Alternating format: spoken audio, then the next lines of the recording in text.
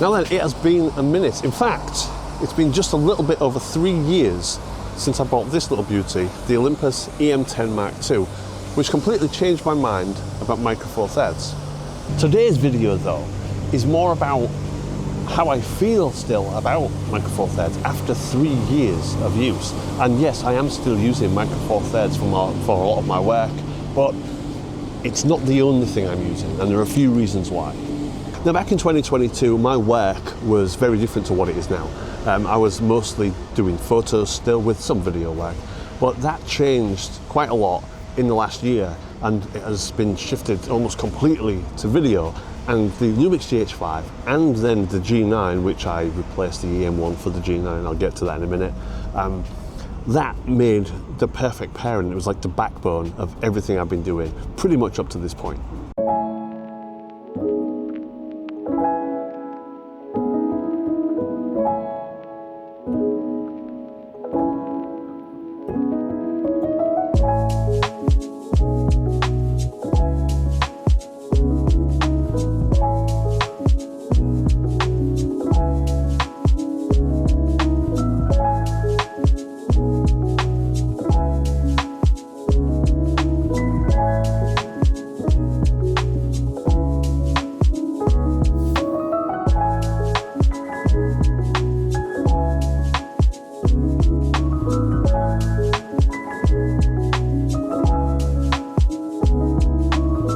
Alright, so 3 years of Micro Four Thirds. What exactly has changed? Well, first of all, I mean, I suppose the most important one would be my switch from the Olympus EM1 Mark II to the Lumix G9.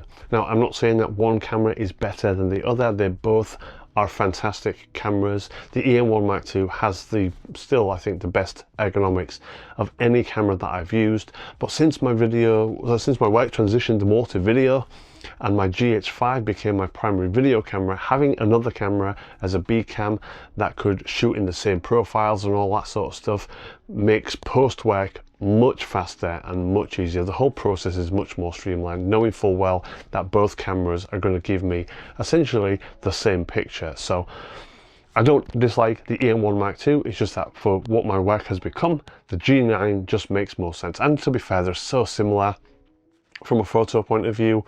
Either would probably do exactly the same job. So the second major thing that has changed has been essentially my return to Sony. And this camera, I mean, let's get right to it.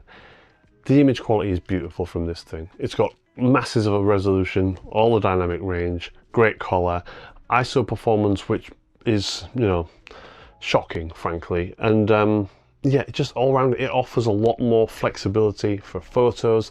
And when I'm doing my own personal thing, like the street stuff and the stuff for this channel, I genuinely prefer this. Having that flexibility and the ability to crop, as I mentioned in the previous video, is a game changer, frankly. Now, the G9 is a great stills camera. Up to about 3200 ISO, I would say. It's producing reasonable results with a little bit of noise reduction and post work. But there's no way in hell I would ever crop those images. You know, at that ISO level with that 20 megapixels, once you start cropping, you're obviously degrading the image every time.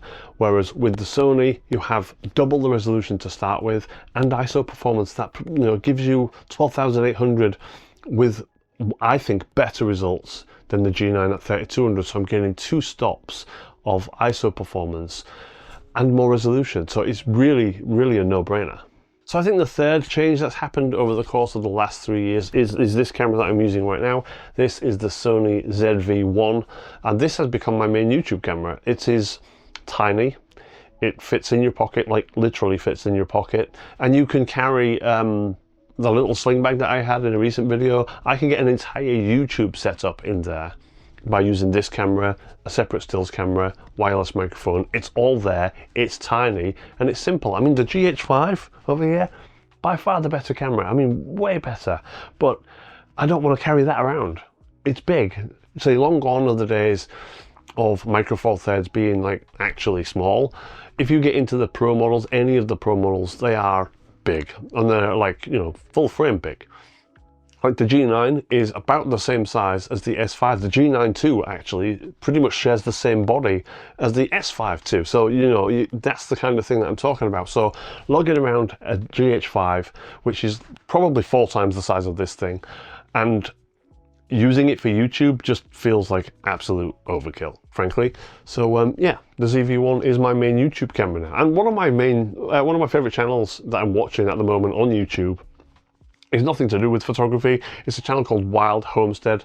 A guy up in Ontario, Canada, bought a bunch of wilderness, and he's basically building himself a homestead, but he films the whole thing with his phone, with a little clip-on Insta360, and a DJI mini drone, you know, and it's fine, it's perfect, because the story is what's important, you know. So if this isn't sufficient for people to want to watch my videos, well then, what the hell am I even doing? All right, so what does my future with Micro Four Thirds look like at this point? Frankly, I don't know. As far as I'm concerned, as long as the GH5 and the G9 keep working, I will keep using them, because for what I do, for my work, what I do, it is more than sufficient. I don't need cinema cameras and all that kind of stuff. The GH5 is absolutely perfect in that regard. Is it going to be my main photo system? I would suggest not for street and things like that. I will still use it for macro and that kind of stuff, because the features within the Micro Four Thirds cameras absolutely blow the Sony out of the water. But for pure image quality, the Sony will be my main camera, I think, for street and all that kind of stuff. But yeah, when it comes to things that I need, you know, the faster autofocus and the you know, the stacking ability for macro, things like that, the G9 is absolutely leagues ahead. So regarding this channel and the Micro Four Thirds content, yeah, it's going to continue. I mean, honestly, I don't see me getting a lot of new gear related to Micro Four Thirds, because I pretty much have got my complete setup now. I don't have a decent tele zoom, but I don't know wildlife or sports, so it doesn't really, it seems kind of unnecessary. I have everything else, you know, multiple primes and a nice zoom for that mid-range. So yeah, I'm not going to be probably talking too much about more gear for Micro Four Thirds, but I'm absolutely going to be using it. The G9 and the GH5 actually is awesome, because you know, they're fast and they're weather sealed and they're a little bit more robust. I would trust the weather sealing in those cameras far more than I would trust the Sony. So again, in that sort of situation, I think the Micro Four Thirds will come through. But yeah, like I've already said, if I want the pure image quality and we've got the conditions for it, it's likely going to be the Sony. Kind of a weird one for me, honestly, because even when I was using Nikon, there was always something better. For what I was doing at the time, there was always a better camera, better lenses and such as that. But now, based on what I'm doing, that's not the case. I don't need any more camera than that GH5. That is honestly overkill for even the professional work I'm doing. In terms of photo, I mean, you know, wouldn't say no to a Hasselblad XD, whatever they are, X2D, something like that. The 100 megapixel beast that everybody's using. Would never say no to something like that. Am I going to buy one? No, because I've not won the lottery yet. But yeah, from a video point of view, from a work point of view, I actually don't need anything.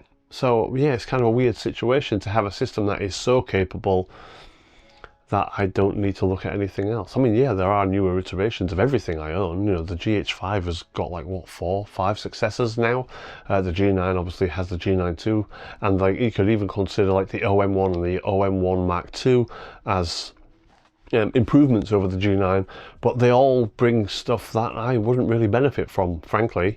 It's just I've reached a point with Micro Four Thirds that I'm satisfied, strangely. As a tech nerd, that sounds weird to me to say, but yeah. Thank you very much for watching. I'll see you in the next one.